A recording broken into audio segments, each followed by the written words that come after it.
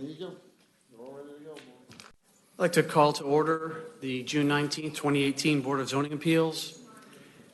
If you'd please stand and join us for the pledge.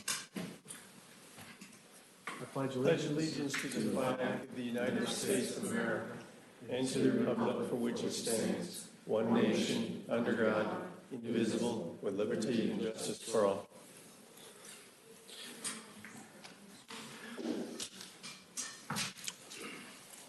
I'll make a note before we get too far along. If you're here to speak in public comment, you need to fill out a yellow card, please. Go in the back on the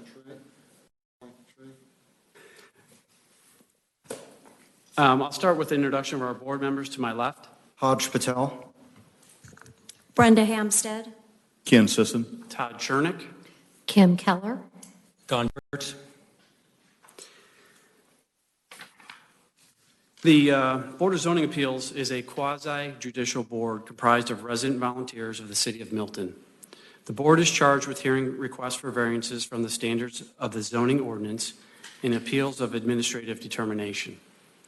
With regard to decisions on primary variances, which we'll be hearing tonight, the board's basis for decision is provided by these four considerations. A, relief if granted would not offend the spirit or intent of the ordinance.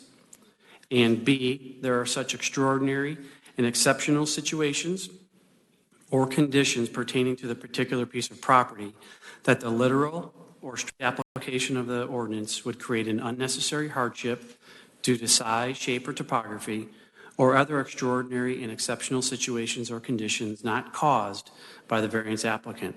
And C, relief if granted would not cause a substantial detriment to the public good and surrounding properties. And D, that the public safety, health, and welfare are secured and that substantial justice is done. I make a motion to approve tonight's published agenda as published. I second. I have a motion and a second. Is there any discussion? All in favor, say aye. Aye. Opposed? Motion passed unanimous. I also make a motion to approve the May BZA meeting minutes as published by the City of Milton. Second. A motion and a second. Is there any discussion regarding our action notes from last meeting? All those in favor say aye. Aye. Opposed? I abstain. Motion passed unanimous with one abstention, Kim Keller. She wasn't present for the May meeting, correct? Correct. Moving on to item number 5 on our agenda is consideration of primary variances. I'll start with V18-005, which is 3505 Bethany Bend. Mr. Chair, the applicant has notified us that he'd like to request a deferral, 30 days, till the next board meeting. To the next meeting. Please. Any other background regarding the... No, he just asked for a deferral. He wanted another 30 days to look at the plan and see if he can. The DRB asked, gave him some suggestions on placement and size and whatnot, and he said he just needed a little bit more time to review that because he might actually be able to do it without a variance. So he's trying. Okay, we're all for working together on that. I'll make a motion then in consideration of what we've heard for V18-005 to be deferred to our next scheduled BZA meeting.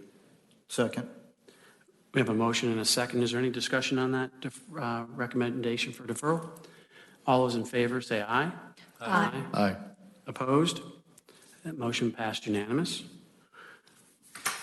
Moving on to the next item on our agenda is V18-006 13600 Providence Road. Would staff please present? Okay, so this is a two-part request variance is to allow an accessory structure to be located in the front yard and to allow an accessory structure to encroach into the minimum front yard. I'm going to do my best to be Angela tonight. She's a hard replacement. Tough shoes to fill. But all right, so just bear with me, okay? All right, so the background on this, the site is an 8.35 acre lot located along Providence Road. It is zoned AG1. and is located in the rural Milton overlay. Cooper Sandy Creek and its corresponding buffers bisect the lower part of the lot. There is extensive floodplain on the lot as well. The property includes a 5-bedroom, single-family home, fenced riding ring, and barn, which are out of the floodplain. As of 2017, there were 2 additional accessory structures in the 60-foot front setback. Those are existing. In 2017, an addition was added to the larger structure. Staff has no evidence that a building permit was obtained for this addition. The smaller of the 2 accessory structures was destroyed when trees fell on it during a storm in the winter of 2017. On January 31st, 2018, staff received a complaint stating that a structure was being built without a permit. Code compliance visited the site on February 2nd, 2018, and confirmed that there was no permit for the work in progress. The owners, Robert Beal and Carol Cokerly, am I saying that right? Yes, sir. Okay, were issued a courtesy notice indicating that work on the structure should stop until a building permit could be issued. The Beals began the process of obtaining the building permit for the 572 square foot structure and were informed that variance would be required because of the location. On April 16, 2018, code compliance noticed that the work on the structure had resumed and it appeared complete except for the siding on the exterior of the building. Section 64-744B states that destruction by any means of more than 60% of the gross square footage of a structure shall require that the structure be reconstructed in conformity with the provisions of the ordinance. So any more than 60%, normally it has to comply with the new laws. Per the section 64-416 of the ordinance, once it was destroyed, the structure should have been located in either the rear or side yard and out of all the minimum yards. The Beals replaced the original non-conforming structure with a larger structure located in front, both in the front yard of the property and the minimum building front setback. The structure is 26 by 22 feet. It's approximately 15 feet from the right-of-way. Per 64-416B, the minimum front building setback is 60 feet. Per definition, the front yard is the land area extending between the structure and any street. Because of the placement of this accessory structure, a 2-part variance is required. The DRB comments are as follows. I don't know how we approve this when we tell everyone else no. We will need to prove, you will need to prove a hardship, meaning the applicant will need to prove their hardship, provide a good description of why it shouldn't be placed somewhere else on the lot, and get letters from their neighbors. The architect, that's me, says that the structure has really no architectural significance. The arborist says there appear to be other areas on the property where the shed could be placed that would not require any tree disturbance. If approved, the planting plan would be required for the disturbed area and approved by the city arborist. The stormwater, the city engineer, Ken Kagi, said that the structure can be built in floodplain. However, it would have to meet building standards for flood proofing, and they could have to compensate for any cut and fill, which is like mitigation. Okay, so the letter from the applicant. So her letter of appeal reads as follows. As a result of the heavy snowpack from the December 2017 storm, our farm was damaged by downed trees and split shrubbery with the subsequent crushing of a small prefabricated aluminum carport structure located next to our tool shed in which we stored farm implements and equipment. As a result of this incident, we built a functional replacement accessory structure in the same footprint. The description, scope of work, for said structure is included. Because it is a structure with a dirt floor and no electricity or plumbing, we were unaware that there was a requirement for a building permit until we received a noncompliance from Milton Planning and Zoning. Our property, Front Row Farm, is a working horse farm. To that end, we have tractors of all kinds and attachments to tend to the pastures and to the arena. Since our property is long and narrow and much of it's level to Cooper Sandy Creek, there is only one place to put the shed, which also happens to be convenient to the barn. No doubt, we have built a structure that, once finished with siding and trim and is painted, will exceed the visual expectations of a typical tractor shed. As for the structure, we didn't cut any corners, thus no cost. In keeping with the rest of our property, the structure will be mostly obscured by landscaping. We are very experienced with planting and use a variety of shrubs and trees for height and width, and periodically replace those that get too tall or wide. In keeping with the aims of the City of Milton Development Preservation Goals, we are both sensitive to and in agreement with complying with code. However, our review of what is entailed with putting up something as necessary as simple as a storage shed after we were alerted to the issue reveals a myriad of conditions that seem to be geared primarily towards directing residential and commercial development and leave unclear, unworkable gaps to address the needs of working agricultural enterprises.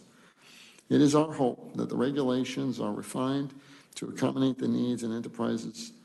Those purposes align with the City of Milton equestrian enterprises, and also take into consideration the topographical constraints of the given site. In order to be in compliance, we are seeking a building permit retroactively, as well as for the following two variances, which I read those requests. Please be advised the new structure is situated next to another outbuilding, which was built before the Milton became a city, and both are inside the setback requirement. Additionally, the structure is in front of the barn where it belongs, and the house is on the other side of the property. The shed is blocked from view of the house by the barn. Okay, staff's response.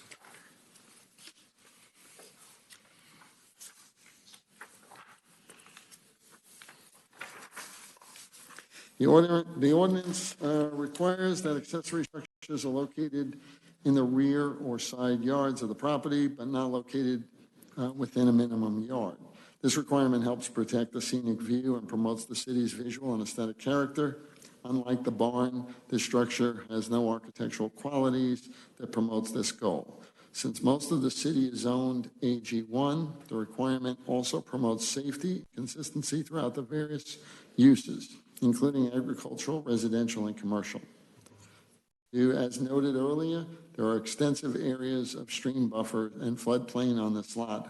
However, there are areas on this 8-acre working farm where the structure could be located. The structure could be located in the pasture to the west of the riding ring, as shown on page 17. Options A or B, there were several options that we put together, would require approval of only the front yard variance, and option C would eliminate the need for both variances. Either would be a convenient location for the tractors that are used to maintain in pasture. Allowing the utilitarian accessory structure this close to a road would not support the goals of maintaining the city's visual and aesthetic character and would be a detriment to the public good and surrounding properties. Relocating the accessory structure would secure public safety, health, and welfare while still providing substantial justice to the owners, since they would still be able to protect their tractors and other equipment.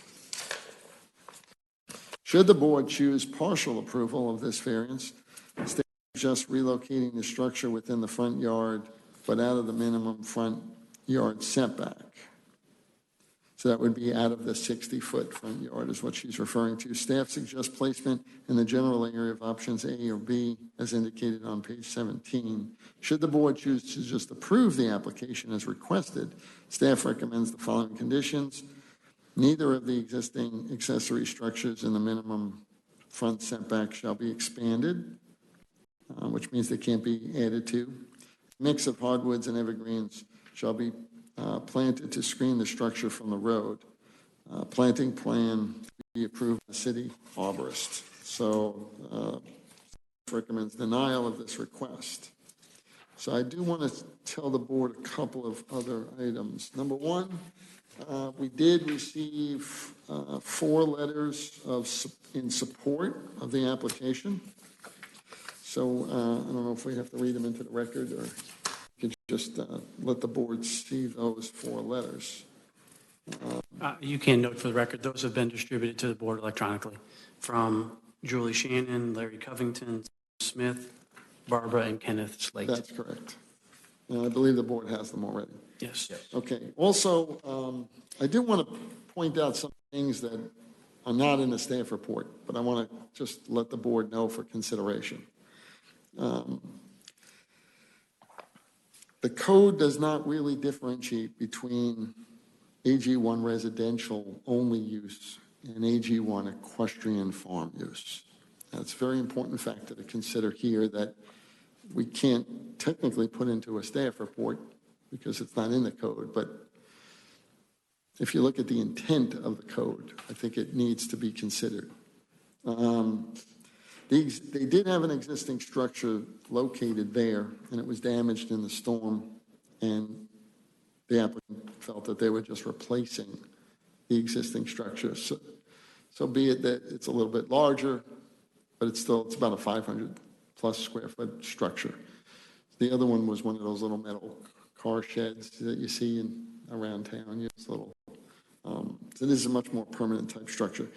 I want to bring to the board's attention that when I looked at it, there is a substantial amount of floodplain. So it's not just the creek and the buffers, but that a lot of the property is truly under floodplain.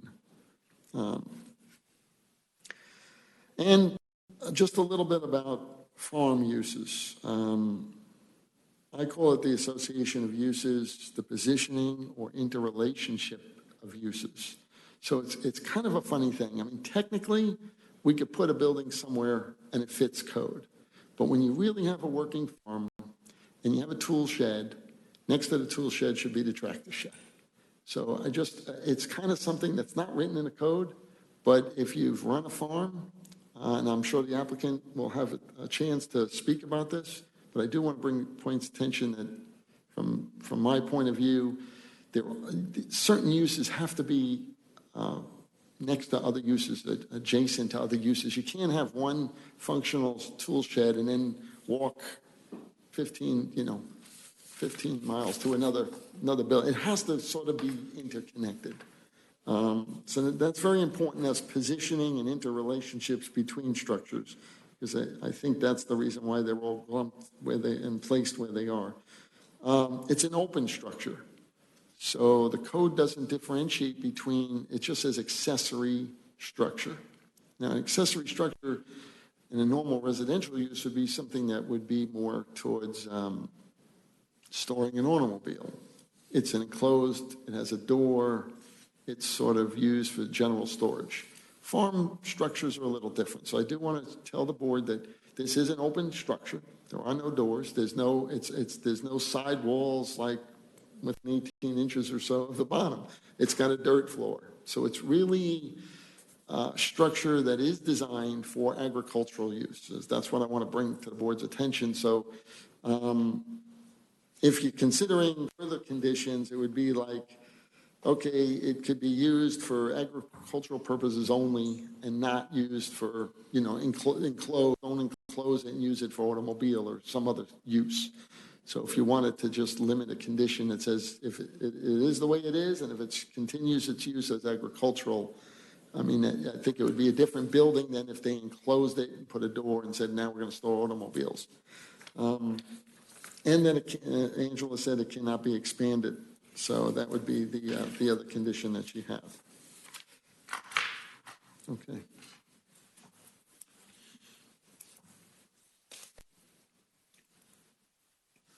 Are there any questions for staff regarding the report or any additional comments that he's offered? Thank you. Yes, Don? You anticipated my question a little bit, but just Oh, okay. you answered it, I think, but I just want to make sure I understand. So the ordinance does not separate residential versus farm use when it's talking about these different requirements. Yeah, the way the code is written, it defines like you're allowed to have a barn in the front yard, but a barn has to have livestock in it. Has to Excuse be me, what? livestock or some animals, in the barn. So it has to, they don't want people to build a 3-car parking garage, structure, call it a barn. I mean, how do you define a barn? So barns are allowed to be in their front yards. These are buildings that would store a tractor. So that's really not an automobile. So the code does not differentiate the storage of a farm tractor versus an automobile. In this case, the building is open. It has no overhead garage door. It's open on the bottom. It has no slab. It's truly an agricultural use. And it does not differentiate that. The code Yeah, so I does not guess- differentiate that. I'm interpreting that to mean that this leaves leeway in the interpretation of this ordinance? I believe it does. Okay, thank you. Any additional questions for our city architect or our city? I do. Yes. So they already have structures in their front yard.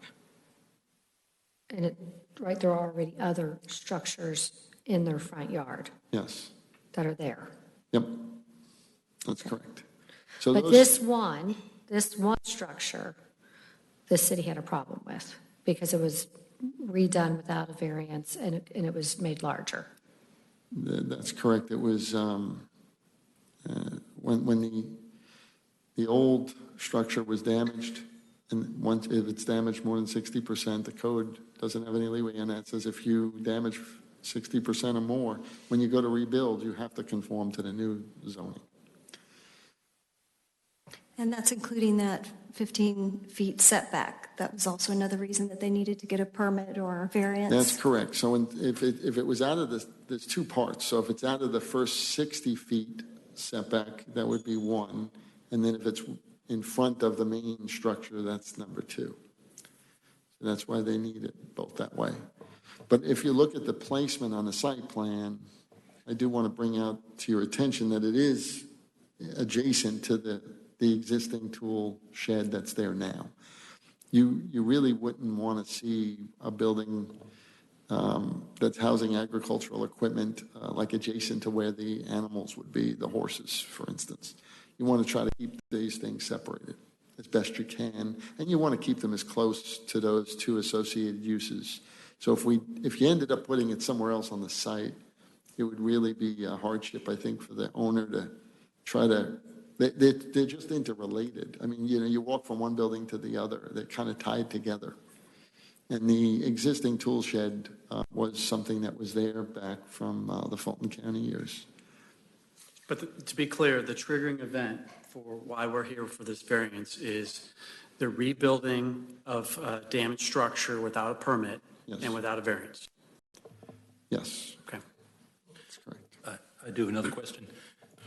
I think your comment, I think that's on here, and then staff comments in general talk about the view, the architectural nicety, however it's put. I'm not even sure this is a factor, but if that structure stayed, what would have to happen to make it be appealing? I mean, just in your opinion. Well, they did put a metal standing seam roof on the building, right? I'm correct. Correct. And metal standing seam roof is, if you look at the barns around Milton, the historical nature of the barns that are on the front yards, that the ones that you drive down, you see a lot of these older barns. They have lap siding and standing seam metal roofs. They haven't put the lap siding on it yet, but the metal standing seam roof is, and my understanding is that they will put lap siding on the barn. So it doesn't have any really like architectural significance in the sense that, it's an iconic structure and, it's a farm structure. But it is historically, I feel, correct to Milton standards as far as historical structures that are close to or adjacent to a road. Okay, thank you. I've got a couple more questions for staff. Okay, so it also says that relocating the accessory structure would secure public safety, health, and welfare. How would removing that or relocating it secure public safety, health, and welfare? Okay, well, to the strict interpretation of the code, I mean, if we move the structure being in compliance with what the code is looking for, and that would, yes, that, when Angela wrote the report, she felt that would be something that would be a benefit to, full compliance to the code. I mean, when you're looking for these variances, we always say, well, is it possible that the applicant can just conform to the code? Can they place the building in an area that does work? That is a question that we always ask when we write the staff report. And from a technical standpoint, yes, we could pick up that building and place it somewhere else on the site, and it would technically meet code. Is it placed in the right spot then at that point? That's why I'm bringing that up, because there's a technical part that's just straight code, and then there's a part of, if you have a working farm and you really want it to be in the right spot, I could see why the applicant is coming in seeking a variance. Mm-hmm. Yeah, I was just wondering how that structure being located there would be, I mean, I'm not saying a problem, but be a public safety concern. I don't really think. I mean, we try not to put buildings right up against roadways. We try not to put mailboxes, permanent mailboxes along roadways. I mean, there is, I could see the strict interpretation of the code would be if people started putting all their private garages and storage sheds and things right up against the roadway, that it would become a public nuisance or impact the public health, wealth, and safety, because we really don't want that. It is a working farm is all I'm saying. So it's a little, that's my interpretation of it. Okay. I have one more question. So it also suggests that should we choose a partial approval, that the staff suggests relocating the structure within the front yard. Right. I know there are 3 locations, A, B, and C, sort of towards the back side. Where do they suggest in the front yard with the minimum front yard setback? All right, so what Angela was referring to there was that it would be out of the 60-foot front yard setback requirement. So the structure, instead of being 15 feet to the road, it would meet the 60. It would still be technically in the front yard, so that's why it's partial. Front yard, right, that's why it would be a partial. Yeah. So they would have to pick up the whole building and move it. Well, my question is there room? I mean, it looks, I've driven by the property. Is there, I didn't see. Yeah, I mean, she laid out some options, but from the architectural perspective, I don't think any of them really would place the building in a location that would be adjacent to where the tool shed is, and it would technically work, but I don't, from a real working farm perspective, honestly, my feeling is I'd like to hear from the applicant, but I think it would be a real hardship because they're not adjacent to one another. You sort of have to keep them close when you have a working farm. Any other questions before I ask the applicant to come forward? Go ahead. Do we know to what extent the structure was actually damaged? The existing structure, the applicant can weigh in more. It's my understanding that the trees fell on the existing structure and it was just totally damaged. Okay. Yeah, it was just, there's no residual value when that happens. It's not worth trying to save one of those buildings. It's Scrap metal. Just crush it, take it down and start over is the answer. Okay, any other questions? All right, with that, I'll ask the applicant to please come forward and share any additional information with us. I will also note for the record, the board is in receipt of the email that Ms. Cookerly submitted yesterday, dated June 18th. That's been circulated electronically to this entire board. Has everybody read it? Are we all on the same page? Okay. Okay, so just if you would, state your name and address for the record. Thank you. Hey, I'm Robert Beal. I live at 13600 Providence Road in Alpharetta. Grab that mic. Excuse me. Thank you so much. Can you hear me? Yes. There you go. Okay. Robert Beal. I live at 13600 Providence Road in Alpharetta, and I'm the co-owner of the property with my wife, Carol Cookerly, who's here. Prepared something. I'll just kind of read it if it's okay. That's fine. Yes. I appreciate the comments from Mr. Buscemi. Is that correct? That's correct. I would respectfully disagree with some of the comments that were in the staff report. A couple of points I'd like to make. The alternative sites that were recommended by staff would put the structure in the floodplain in all cases. And you have runoff from Providence Road and from the other in drainage in those areas, and they stay wet and soggy. And running a horse farm, you're concerned with maintaining adequate pasturage for the horses. And with the rainfall and weather patterns we have here, that's a challenge, particularly in the floodplain. So by putting that in those alternative locations, you've got equipment in there. When it's like a sponge and it's messy and sloppy, trying to drive heavy equipment, tractors, so forth over it, just plows it up and makes a huge mess. And then you're defeating the purpose of trying to maintain adequate pastures for the horses for both food and exercise. So there really is no option in terms of where it could be located. Furthermore, it's more or less a garage-type facility. It has no electricity, it has no water, and has a dirt floor.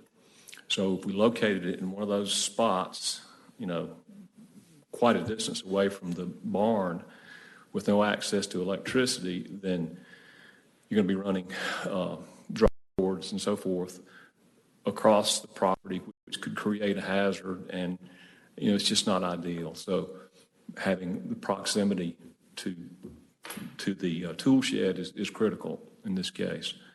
And I would say that almost the whole acreage is in the floodplain. There are two building sites which are occupied by the house and the barn. So there's really no other place to locate it.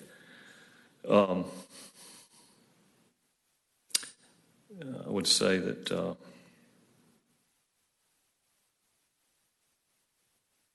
we've always tried to maintain an attractive equestrian property, which we think is consistent with the City of Milton's stated goals in the preservation plan. So we're not asking for wholesale changes across the board, but I think on a case-by-case basis, an exception can be made, and we're asking for an exception in terms of the variance we've requested and the retroactive building permit.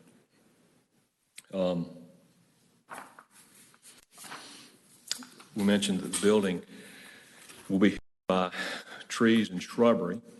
We've planted those in the early spring, and as they mature, most of the building will be completely blocked from view.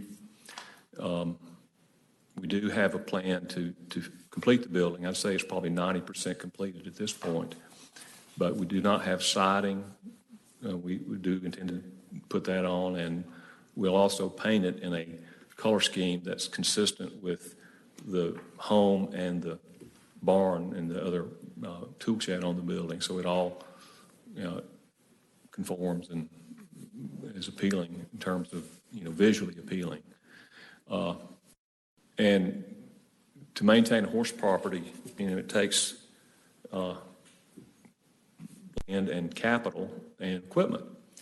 So we tried to build a facility that would hold the tractors and the various implements needed for maintaining the property. And we think that's better than having equipment out. It's kind of visually cluttering to see equipment strewn all over the lot, which we could probably do. But it also, you're not able to maintain the equipment in proper working order unless you can protect it, and the equipment is costly. So I'll be happy to entertain any questions you may have, but and I think Carol covered most everything that I've talked about and that Mr. Buscemi talked about in the letter she wrote on the 18th, which you have a copy of. Are there any questions for the applicant? How long have you owned the property for? I think Carol bought it in 2006. It predated me. I'm sorry, 1996. 1996. That predated me. Are there any other questions you might? The other question I have for you is, you received a courtesy notice to cease any further construction on the structure, and then code compliance came out again. What was the reason for starting construction again after the city notified you not to begin construction? Well, we had building materials stacked up all over the yard, and we needed to get it under roof and housed. So all we did was put the roof on it to, protect the equipment. Well, can I? Yes. You see in my note, You have to stand up. Yeah. I didn't fill out a form. Is it No, it's okay, just stand up and state Okay, your well, let me name and just, address. because Robert was in Florida quite a bit with his mom during the winter, and I was going back and forth to DC, but I was more involved in the winter, and then I turned it over to him when I was in DC, like, all the time. So both with aging parents, or very old parents. Anyway, so we got that note, and then there was back and forth of contacting them, and then we got this very long list of things that you had to do, and I was trying to make sense of it, and it just seemed excessive for what we were trying to do because it applied. I didn't know Bob at that time, but it was just confusing, and so that's when, I think you saw my note, we did call, and a couple times we had a near miss, but we've talked to everybody in the department, and that's when the gentleman came out. It was very nice of him to come out, even though he's not, apparently finding out later, he's not directly related because he's in building. But he came out and he talked about the various things, and while we didn't ask and he didn't approve, I just said, I got to get all this stuff up because where the building was, we just had the top framed, and I don't know all the terms because I don't build, but we had the trusses up, right? And then we had all this tin that was there, and the guy was supposed to be coming, but then we have a little pasture to the right of that, which is sort of the medic pasture or the night pasture, and all that stuff was right there in the way because there's only about 20 yards in between the barn and the structure, and that's where they go in and out. So They being the horses. the horses. So anyway, it was back and forth. I thought that we had a placeholder with the staff because we had been in touch and we said, look, we're getting all this together. I thought it was like understood. It was my presumption that this was kind of okay because of the need, and it was like, where else would we possibly put this? We just bought tens of thousands of dollars worth of equipment. But those were conversations, I think, with people that didn't have any authority, looking back on it. And then time just sort of elongated. But Robert was on top of it starting in March, maybe? When were you pulling things together? April? Like that. I don't know. December to the 1st of April was pretty much a blur. Just a lot of travel. So, any other questions about that? I do have one other question. Just thought, I guess I'm kind of a city boy, and I don't know what the official definition is of a working farm, but is this a business? No. No. Okay, so you're not operating a business there. This is, I mean, while a lot of our friends in Milton have commercial horse operations, this is purely, these horses are privately owned. We don't give lessons or anything like that. okay. I guess my question to myself was, and now to you, is kind of, I guess it doesn't qualify, a working farm doesn't have to equal a business. No, not at all. Yeah. Okay, thank you. No, it's just wherever you have livestock. The other thing is, in my note, it is such a misnomer to think of this as the front yard. I mean, this structure is what, an acre away? On one side, we have 25 acres of undeveloped land that abuts our property. The other side, Sam Smith's property. Across the street would be the properties owned by the Slates. And it's a considerable ways away. I don't think anybody saw our tool shed until, was it the first or the second? I think you're right. Was it the first or the second snowstorm? I can't remember. Whatever. Anyway, nobody ever saw those things because we've maintained more view shed. Is that what you call it when it's just all treed and everything? Probably for a very long property, maybe arguably more than anybody, because the whole thing is lined with trees. Okay. Any other questions for the applicant? I do. What was the size of the original shed? Just a little cart It's just thing? like a little Yeah. aluminum car shed. It wouldn't even have fit the full-size tractor that we now have. Okay, because you had put in your appeal that it was located in the same footprint Yes. as the other one, but it's larger, so It's it larger. exceeds that footprint. Had you stayed within that footprint, would this structure be more conforming? The structure wouldn't fit. I don't understand. It would be smaller, so I'm just Yeah, saying, yeah. would it be out of that, you have that 60-foot setback? Oh, no, Is it was that- all. It was in the same always area. It was in the same wedged spot. in between Bradford pears. Okay. And what I didn't know when we planted is that Bradford pears fall apart at age 20, 25, whatever.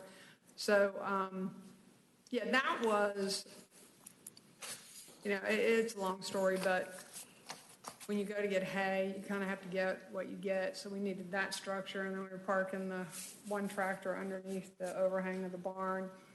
But then we needed a better place, the story goes on, but we needed a better place for the hay, so we moved that to the overhang of the barn because it was drier. And then the new tractor with the implements would not fit into there. We got a water tank, the farm groomer also at the same time. Just normal stuff if you're going to try to maintain an arena too. Right. And I understand what you're saying about it's a working farm and you Right. need to have the barn near the tool shed or, I get all that. But I just want to get back to where it said, if we were to do something partial, that there would be the opportunity to relocate within that front yard. To me, that doesn't look like on the plat where they put ABC. So is there anywhere, maybe a little bit further No, down it'd the be road? closer to the house. If you wanted it moved, it would have to come closer to literally our front yard. Right now, it is at the only spot that is not in the floodplain, furthest away from the house, right next to the tool shed. The only reason it's not built adjacent to the tool shed is because we had to have room for water to come through. Right. And the tool shed is sort of at an angle to Providence Road, and this one is perpendicular to Providence Road, but we wanted to allow for any water to come through. And we're trying to preserve pasturage. Yeah. So if it came closer to the house, we'd be chewing up that medic paddock that we need. So it either has to come literally towards our front yard, or it's just, candidly, it's in the perfect spot. Nobody's ever going to see it. It's just perfect and sort of red with chalk, the options, because so much water pushes through there. You wouldn't have any tired vehicles in any of those options. Well, that's what I was concerned about, is if you built this shed in the floodplain, would your tractor be protected? Are you going Not at to all. deal We'd with have a rust? muddy floor the whole time. Okay. You just wouldn't park in there. So, and can I just say, we never meant to elevate this to be a problem. It was never even crossed our minds. I mean, If you had to do it over again, what would you do differently? we had to do what over again? Buy that property? No? Oh. The construction Well, of the now we replacement know. building. Well, now we know. We'd invite you to come out, Bob, to walk the property, or whoever needs to walk it first. But I think that we would come back to the same conclusion. You know, it would take longer, and we'd probably have to just use a lot of tarps for a few months through the winter. But In hindsight, though, following the process may not have taken longer, yeah. right? Well, you know, okay, so let's just wait, well, let's just net this out. You know that we built a house 6 years ago. I mean, we went through every possible, we did the water study for 10 grand because of the lake behind us. We did the rock thing, we did the this, we did it. We followed process all the way through, and we had no issues. So we're not renegade people. It's just have a need, see a need, do a need. And because it wasn't, we don't really, it's not ultimately a permanent structure that people are placing value on, it didn't elevate to an issue for us. But it's an issue. And not happy to be the center of attention on this, trust me. Yes. Not at all. Any additional questions before I open it up for public comment? You can have a seat. I'm going to open up for public comment. You'll have a chance to make any closing remarks at the end. Okay. With that, I'll open the floor for public comment. If you're here to speak in opposition or in favor, I'll do it in two separate groups, each with a 10-minute limit in total. As I said, we are in receipt of letters from neighbors. You're welcome, though, to speak if you still want to add more comment. If you're here to speak in opposition, the microphone is open. There's no one here in opposition. Is there anyone here that cares to speak in favor? Yes, sir. Please, have you filled out a comment card? Please just tell us your name and address. My name is Sam Smith. I live at 13550 Providence Road, which is next door to Ms. Cookerly. Our properties are separated by the Cooper Sandy Creek. I've seen the small shed that Ms. Cookerly is building on her side yard near the barn. I know that much of her property is located in a floodplain, and the proposed site for the shed is the best location for it, in my opinion. I also know that the shed, though very small, is very well built and will be finished in the same attractive standards as the other buildings on the property. And the shed will be nearly invisible from the road once the landscaping is finished. I have no objection to this variance, and I urge you to approve it. I do have a question for the board, though. How many of you have actually seen this property? I hope you've shared with the others your observations of the property, because for me, this is not a big decision. I think approval is warranted. And I also think if you've seen the property, later on, if somebody comes to you and says, hey, we're thinking about doing a brochure about the beauty of the city of Milton, can you recommend a small working horse farm that we can go photograph and put in the brochure? I hope this property would come back to your mind and you'd recommend it. Thank you. Thank you. Is there anyone else here to speak in favor?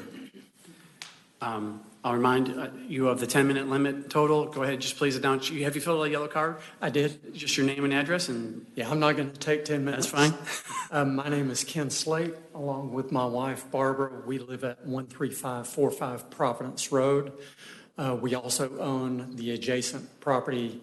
We don't live there, but we own it, 13565 Providence Road. Both of these properties are across Providence Road, directly facing Robert and Carol's property. We've been there since 2010, so they've been our neighbors since we've been there. And during that time, they built their house there. Robert and Carol are some of the nicest people you'd ever want to meet. And regarding aesthetics, it's a beautiful horse farm. Every improvement and structure that they have is first rate. You mentioned, or someone mentioned about landscaping. We didn't even see the shed until the snow and, crushed the trees and the existing shed. So they do have landscaping all across the street, so you really don't see a lot of the property. You can see a little bit of the field, a little bit of the horse rank, but not a ton of the property. But what you can see is very beautiful. And we know because we drive to our home every day, so we probably see it more than about anybody.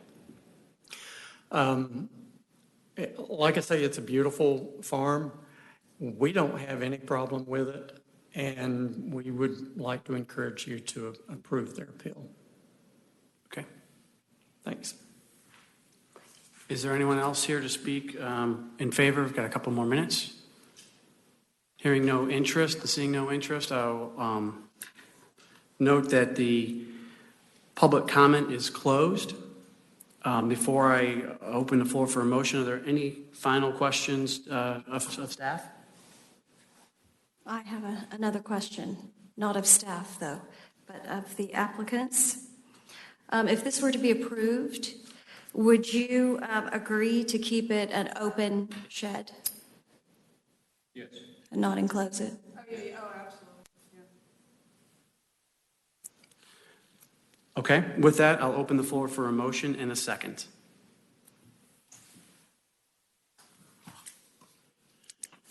I've made quite a few notes. I'll start with a motion and see how this goes. I'll make a motion to approve the two-part variance for V18-006 with the following conditions. Number one, the existing non-conforming accessory structures shall not be expanded. Number two, plantings to screen the accessory structures from Providence Road. Planting plan to be approved by the city arborist.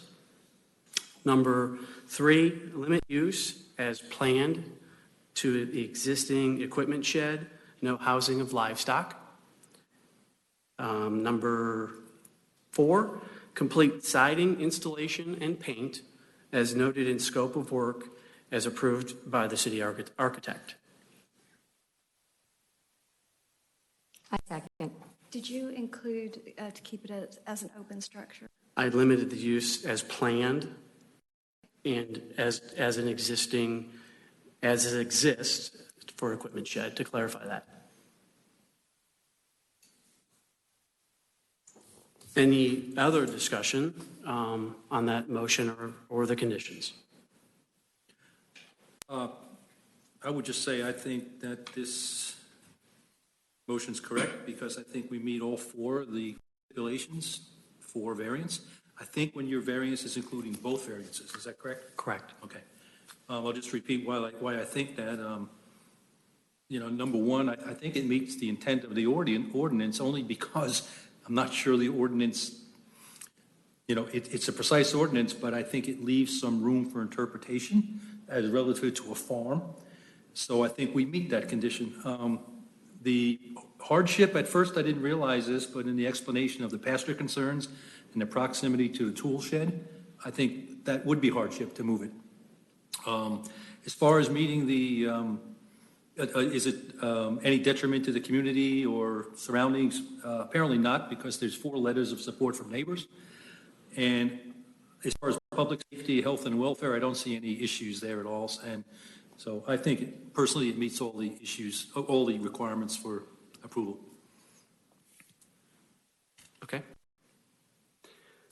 With that, and no additional discussion, I'll actually open the floor for a vote. All those in favor say aye.